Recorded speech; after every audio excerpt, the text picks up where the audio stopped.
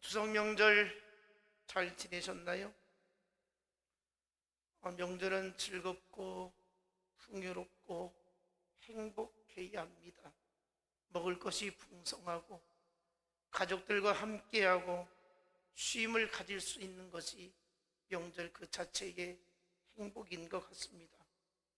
그러나 이러한 행복을 누리는 가운데에서도 마음 한켠에는 속상한 일도 생기고 힘겨운 일도 생기고 또 마음이 편치 않는 일이 찾아오기도 합니다. 그래서 우리가 범사에 감사하며 산다는 것이 쉽지가 않습니다. 늘 행복하게 살고 싶은 것이 우리 모두의 마음일 것입니다. 그런데 어떻습니까? 추석 명절에 가족들과 지내면서 이런저런 이야기를 나누셨을 텐데요, 좋은 소식만 있는 것이 아니었을 것입니다.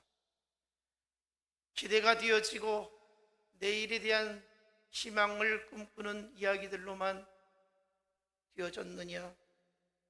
그렇지 않을 것입니다. 한편으로는 걱정도 되어지기도 하고 참 기도할 일이다, 염려스러운 일이 우리 가족들 가운데에 있지는 않았습니까? 그렇지만 우리에게는 믿음이 있습니다. 예수 믿는 사람들에게는 확실한 믿음이 있습니다. 그 믿음이 무엇입니까? 하나님께서 어떠한 상황 가운데에서도 반드시 나를 붙들어 주실 것이다. 우리 가족들을 붙들어 주실 것이다. 하나님의 인도하심이 함께 하실 것이다라는 기대가 있는 것입니다.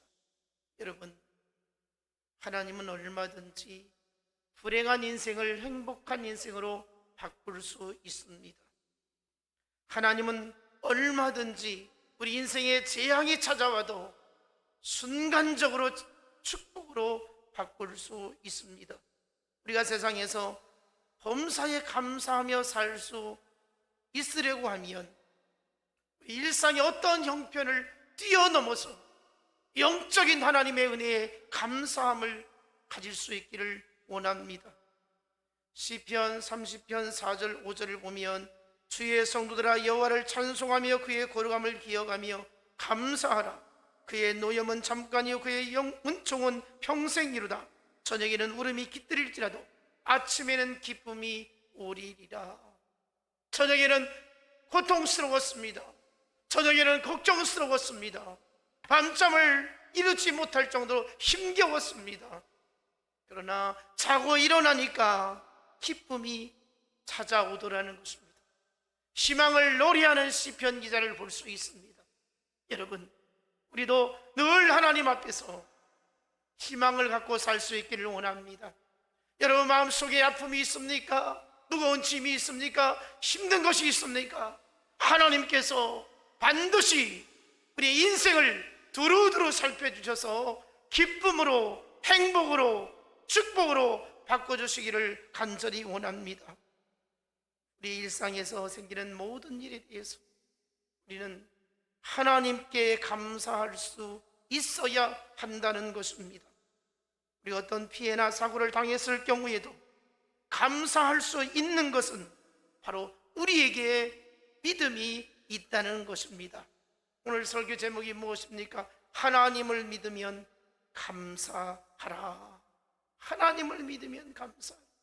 여러분, 하나님을 믿으시기 바랍니다. 그래서 감사가 있기를 원합니다. 온전한 감사는 하나님의 구원에 감사하며 살아가는 인생일 것입니다. 하박국 3장 18절에 보니까 나는 여호와를 인하여 즐거워하며 나의 구원의 하나님을 인하여 기뻐하리로다. 하박국 선지자는 하나님 때문에 기뻐하고 하나님 때문에 즐거워한다고 이렇게 고백을 하고 있습니다. 현실은 두려움과 무서움이 찾아와 있지만, 내 현실은 암담하지만 그래도 감사할 수 있는 것은 구원의 하나님으로 인해서 기뻐하고 감사할 수 있다고 하는 신앙 고백인 것입니다. 여러분, 우리가 세상에서 살아가고 있지만 그리스도인으로서 영적인 삶을 살 수 있기를 원합니다. 하나님의 은혜 가운데 살 수 있어야 된다는 것이지요. 사망의 음침한 골짜기를 다닐지라도 해를 두려워하지 아니하는 것은 영원한 생명의 길로 인도하시는 하나님의 손이 함께 하신다는 믿음인 것입니다. 우리 눈을 들어서 나의 힘이 되어 주시고 나의 구원이 되어 주시는 하나님을 바라볼 수 있는 이런 믿음이 우리에게 있기를 원합니다. 이스라엘 민족은 늘 하나님의 구원을 바라보면서 살아온 백성들입니다. 홍해에서 바로의 군대를 수장시키시고 이스라엘을 구원하시는 감격적인 현장을 그들은 바라보았습니다. 체험하게 되었던 것이죠. 그리고 여리고성을 일주일 동안 돌면서 그 철옹성 같은 여리고성이 무너지는 것을 그들은 목격을 하게 되었던 것입니다.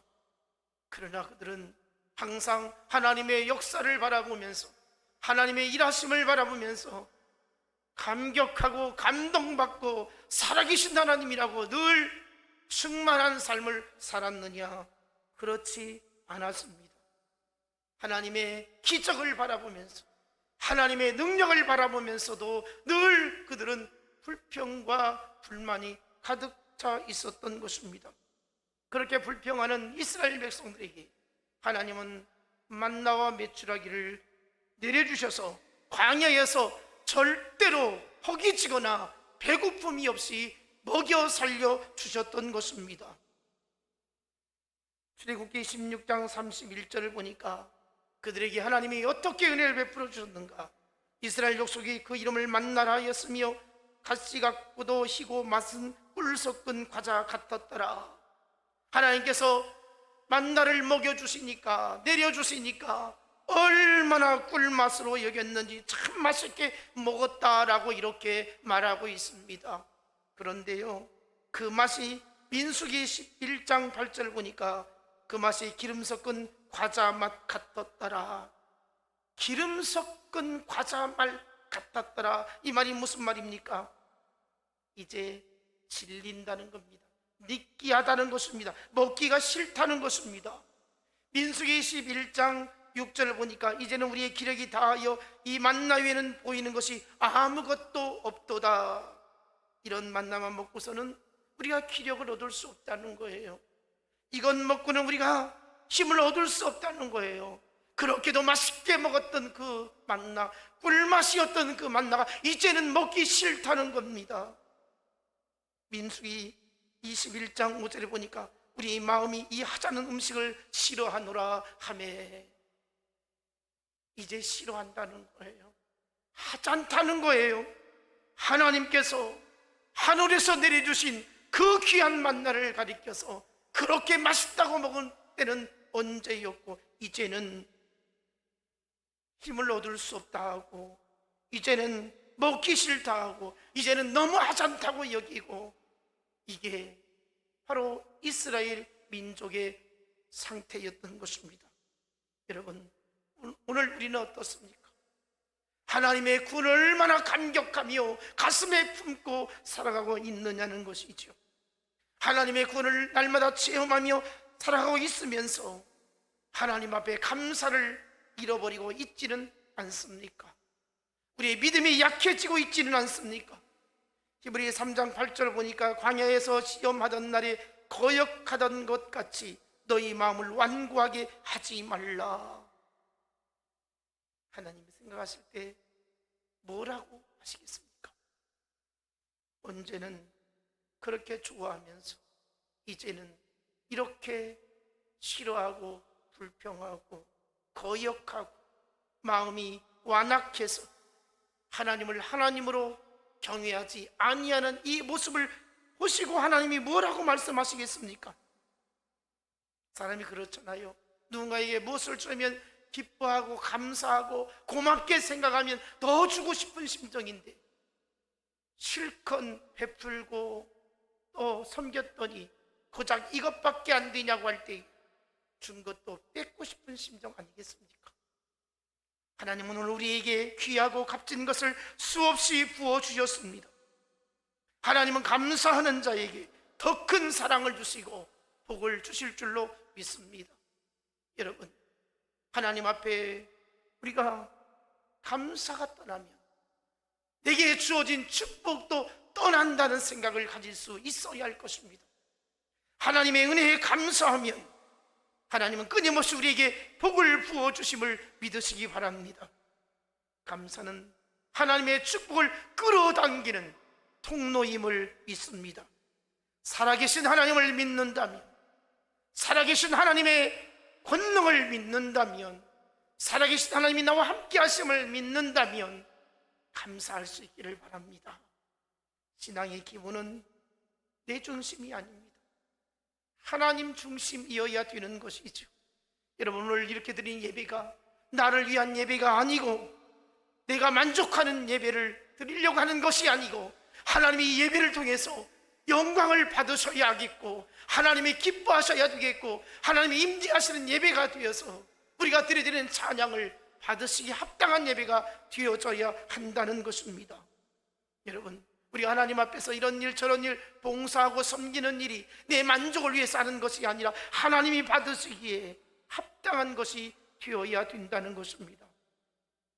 내가 칭찬받는 것이 우선이 아니라는 거죠. 내 만족이 우선이 아니라는 것입니다. 하나님께서 받으실 때 합당한 예배가 되어져야 할 것입니다. 여러분, 설교를 들으면서도 때로는 내 마음에 흡족하게 와닿지 않는 말씀이 될 수도 있습니다. 책망을 할 수도 있고요, 정죄를 할 수 있습니다. 그렇게 하면 안 된다고 판단할 수도 있습니다. 그러면 이 말씀을 듣고 내가 기뻐하지 않는다고 해서 그 선포가 잘못된 선포라고 설교라고 말할 수 있느냐? 그렇지가 않습니다. 하나님이 내가 이 말씀을 듣고 어떻게 변화되어질까? 이 말씀을 듣고 어떻게 내가 은혜를 받을까? 내가 깨달을까? 내가 새롭게 삶을 살 수 있을까 하는 이런 생각이 우리 안에 들어와야 한다는 것입니다. 바로 그것이 하나님이 주시는 은혜라는 것이죠. 여러분, 우리는 신앙생활을 내 기분 따라서 해서는 안 된다는 것이죠.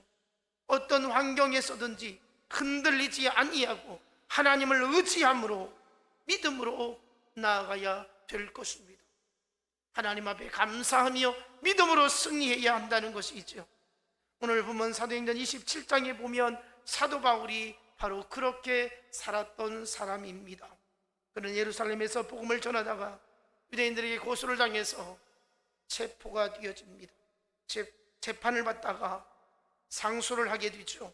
로마 시민권을 갖고 있던 바울은 로마 황제 앞에서 재판을 받기 위해서 죄수의 몸으로 배를 타게 되고 압송하게 되었던 것입니다.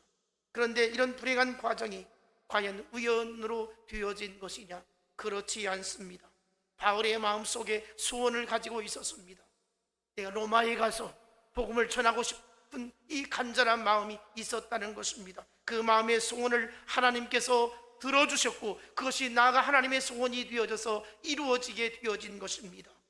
바울은 복음을 전하리라는 이 꿈을 늘 간직하고 살았던 것입니다. 그 복음이 저 로마에 가서 복음을 전하는 것이었습니다.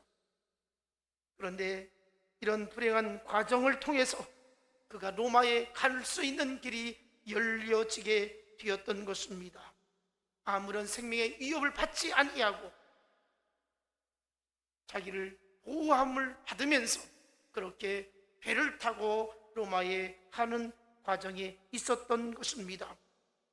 총독 앞에서 재판을 받던 이 바울이 뭐라 하겠습니까? 내가 로마 황제에게 상소를 하여서 로마에 가고 싶다고 이렇게 말했던 것이죠. 바울은 분명 하나님께서 자기에게 말씀하신 것이 있었던 것입니다. 그게 무엇이었냐면 사도행전 23장 11절에 보면 그날 밤에 주께서 바울 곁에 서서 이르시되 담대하라, 네가 예루살렘에서 나의 일을 증언한 것 같이 로마에서도 증언하여야 하리라 하시니라. 하나님께서 바울에게 분명히 말씀하셨습니다. 담대하라는 것입니다. 예루살렘에서 나를 증언한 것 같이 로마에서도 증언하리라. 바울은 이 약속의 말씀을 확실히 붙들고 있었던 것입니다. 가고 싶어도 생명의 위협 때문에 갈 수 없었는데 그 소원이 이제 붙잡혀서 압송되어지는 그 과정을 통하여 로마에 갈 수 있는 길이 열려지게 되었다는 것입니다. 알고 보면 그는 죄수의 몸으로 끌려간 것이 아니라 하나님의 놀라우신 섭리 가운데서 진행되어지고 있었다는 것입니다. 그런데요, 그가 탔던 알렉산드리아의 이 배가 유라굴로라고 하는 큰 광풍을 만나게 되어집니다. 이 유라굴로라는 이 광풍은 지중해상에서 부는 북동풍 폭풍인데 배들이 이 바람을 만나면 방향을 통제할 수 없을 만큼 속수무책으로 무서운 바람이었던 것입니다. 그렇게 되면 바닷속 암초에 부딪혀서 배가 파산되어지는 아주 무서운 이런 폭풍이었던 것이죠. 바울의 여정은 참으로 험난했습니다. 하나님께서 로마로 안전하게 갈 수 있도록 소원을 들어주셨다고 좋아했는데 무서운 풍랑을 만났으니 위기가 아닐 수 없습니다. 여러분, 우리 인생도 그렇습니다. 하나님이 도와주시는 것 믿고 있는데, 하나님이 내 소원을 들어주신다고 좋아했는데, 하나님이 나와 함께 하신다고 기뻐했는데 그 가는 길이 순탄치 않을 때가 있다는 것입니다. 여러분, 예상하지 못한 우리의 아픔이 있지 않습니까? 질병이 찾아오지 않습니까? 직장이나 사업에 문제가 생기기도 하지 않습니까? 자녀에게 어려운 문제가 닥치지 않습니까? 부부관계에 금이 가고 있지 않습니까? 이런저런 위기가 우리에게 얼마나 많이 찾아오고 있습니까? 이번 추석 명절에 가족들이 모여져서 앞에서 언급했던 것처럼 다 좋은 일만 있었습니까? 자녀들 말 들어보고 손주들 이야기 들어보면 야, 어떻게 하냐, 걱정스럽다, 이런 일은 생기지 않았습니까? 여러분, 이런 과정 하나하나에 하나님이 역사하시고 간섭하시고 도와주시고 함께 하시는 은혜가 있기를 축복합니다. 이럴 때 우리에게 필요한 것이 무엇입니까? 오늘 설교 제목처럼 하나님을 믿으면 감사할 수 있기를 원합니다. 하나님이 어떻게 인도하실지 우리는 알 수가 없습니다. 우리가 알지 못하는 하나님의 뜻이 분명히 있다는 것이죠. 오늘 본문을 보면 바울은 로마로 압송되는 과정에서 비양이라는 곳에 정박하자고 제안을 합니다. 바울은 그 시점에 항의한다는 것이 너무도 위험스럽다는 것을 알았습니다. 본문 10절로 11절을 보면 바울은 백부장에게 권면을 합니다. 말하되 여러분이여, 내가 보니 이번 항해가 화물과 배만 아니라 우리의 생명에도 타격과 많은 손해를 끼치리라되 백부장의 선장과 선주의 말을 바울의 말보다 더 믿더라. 백부장의 이 생각이 어떻게 되었습니까? 바울의 말을 거절하게 되었던 것이죠. 바울은 전도 여행 중에 3번의 파선을 경험한 적이 있습니다. 그곳의 사정을 잘 알고 있습니다. 이 유라굴라는 이 광풍이 불어치면 누구도 헤쳐나올 수 없다는 사실을 알고 있었던 것입니다. 더군다나 바울의 영적인 감각이 있었습니다. 그래서 이 시점에서 우리가 여기서 정박하고 다른 방향으로 가야 한다는 것을 알게 되었던 것입니다. 그런데 많은 사람들이 바울의 말을 거부하게 되었던 것이죠. 미양보다는 더 나은 피닉스 항구에 가서 겨울을 지내자라고 하는 의견을 따라서 배를 출항하게 되었던 것입니다. 본문 13절 볼까요? 남풍이 순하게 불매 그들이 뜻을 잃은 줄 알고 닷을 감아 그레데 해변을 끼고 항해하더니, 순조롭게 출발했다는 거예요. 그러나 얼마 못 뛰어서 섬 가운데로 유라굴로라는 광풍이 몰아치게 되어집니다. 배가 정면으로 바람이 불어오니까 어찌할 바를 몰라서 이리 흔들 저리 흔들 금방 뒤집어지고 그냥 가라앉게 생겼습니다. 고생 끝에 겨우 닷을 내려서 떠내려 가지는 않았지만 암초에 걸릴까 두려워 배의 화물을 다 버리고 배에서 필수적으로 쓰였던 기구까지 다 바다에 던져서 버리게 되었던 것이죠. 자, 20절 21절을 보면 바울이 담대는 여러 날 동안 해와 별이 보이지 아니하고 큰 풍랑이 그대로 있음에 구원의 영광이 없었다라고 말씀을 하고 있습니다. 열나흘간 음식조차도 제대로 먹지 못했습니다. 모두가 기진맥진 생명까지 위협받게 되었습니다. 왜 이런 광풍을 만나게 되었을까? 바울은 분명히 미양에서 겨울을 나자는 말을 듣고 출항하지 않았더라면, 바울이 요구했던 대로 알려준 대로 그렇게 했더라면 광풍을 만나지 않았을 터인데, 거기에 모든 사람들은 바울의 말보다도 자기들의 이 힘을 의지하고 자기들의 생각을 쫓아서 그렇게 출항을 함으로 인해서 큰 광풍을 만나게 되었던 것입니다. 여러분, 하나님 없는 지식, 하나님 없는 경험, 이것만으로 우리 인생을 살아갈 수가 없습니다. 인생의 광풍이 불어올 때 우리는 어떻게 해야 되겠습니까?